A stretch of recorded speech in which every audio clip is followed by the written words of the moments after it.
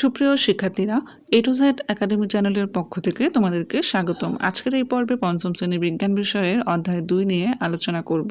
আজকের অধ্যায় 2 এর টপিকস হচ্ছে জীব ও পরিবেশের পারস্পরিক নির্ভরশীলতা।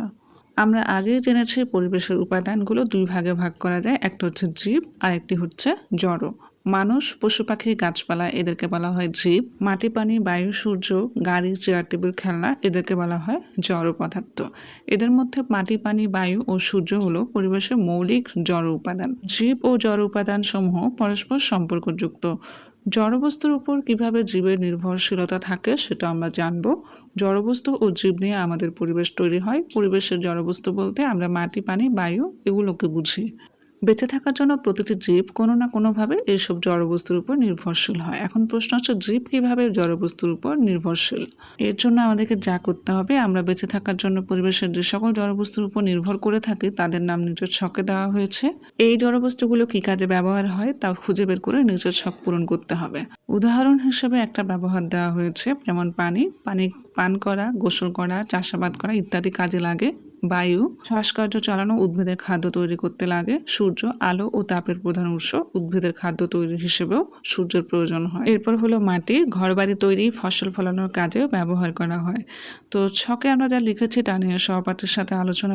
আমরা সর্বদা জড়বস্তুর উপর নির্ভরশীল। আমাদের শ্বাসকার্য চালানোর জন্য বায়ুর প্রয়োজন হয়। পানি ছাড়া আমাদের জীবন অচল। মাটি থেকে আমরা খাদ্যশস্য পাই। এছাড়াও আমাদের প্রয়োজনে ঘরবাড়ি, আসবাবপত্র, পোশাক, যন্ত্রপাতি ইত্যাদি তৈরিতে জড়বস্তু ব্যবহার করি। এভাবে আমরা বিভিন্ন কাজে প্রতিনিয়ত জড়বস্তুর উপর নির্ভরশীল। বেঁচে থাকা, বংশবৃদ্ধি এবং প্রকৃতিতে টিকে থাকার জন্য মানুষ জড়বস্তুর উপর নির্ভরশীল। এরপর প্রাণী নির্ভরশীলতা কেমন সেটা দেখব।